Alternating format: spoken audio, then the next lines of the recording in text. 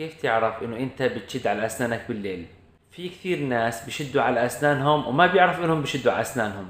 في اوجاع معينة وفي اعراض بتظهر على الشخص بتبين انه بشد او بقز على اسنانه بالليل. هاي الاعراض يوم تصحى من النوم بتكون اكثر شيء، لانه بتكون انت طول الليل وانت بتشد على اسنانك وما بتعرف.